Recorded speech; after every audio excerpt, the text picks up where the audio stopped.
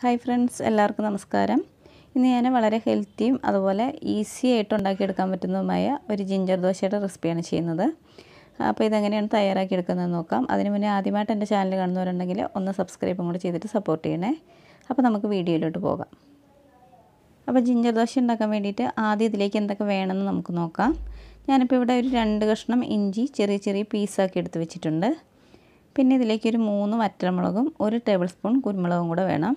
അപ്പോൾ ആദ്യം നമുക്കിത് 3ഉം കൂടെ മിക്സിയുടെ ജാറിലേക്ക് ഇട്ട് കൊടുത്തിട്ട് നന്നായിട്ടൊന്ന് അരച്ചെടുത്തിട്ട് വരാം. ഇതിപ്പോൾ ഞാൻ നന്നായിട്ടൊന്ന് അരച്ചെടുത്തിട്ട് വന്നിട്ടുണ്ട്. ഇനി ഒരു പാത്രത്തിലേക്ക് നമുക്ക് ആദ്യം 1 കപ്പ് കടലമാവ് ഇട്ട് കൊടുക്കാം.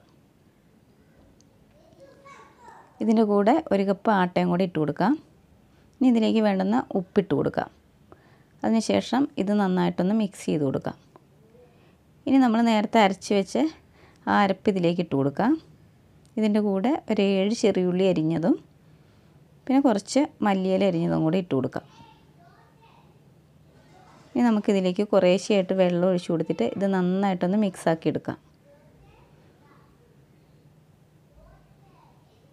ഇതിപ്പോൾ ഞാൻ നന്നായിട്ടൊന്ന് മിക്സാക്കി എടുത്തിട്ടുണ്ട്. ഇനി നമുക്ക് പാനിൽ എണ്ണ തേച്ച് കൊടുക്കാം. അതിനുശേഷം നമുക്ക് ദോശമാവ് ഇതിലേക്ക് കോരി ഒഴിച്ചു കൊടുക്കാം.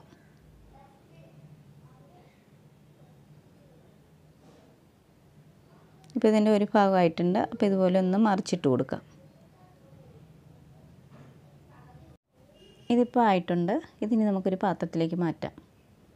അപ്പോൾ ഇതുപോലെ തന്നെ നമുക്ക് ബാക്കിയുള്ളതൊക്കെ ഒന്ന് പെട്ടെന്ന് റെഡിയാക്കി എടുക്കാം.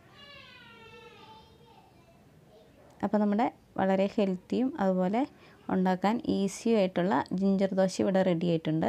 അപ്പോൾ നിങ്ങൾക്ക് ഈ വീഡിയോ ഇഷ്ടപ്പെട്ടാൽ പ്ലീസ് എല്ലാവരും ഒന്ന് ലൈക്ക് ചെയ്യണം. ആദ്യമായിട്ട് ചാനൽ കാണുന്ന ആരെങ്കിലും ഉണ്ടെങ്കിൽ ഒന്ന് സബ്സ്ക്രൈബും കൂടി ചെയ്തിട്ട് സപ്പോർട്ട് ചെയ്യണേ. അപ്പോൾ മറ്റൊരു വീഡിയോയുമായി കാണുന്നവരെ ബൈ.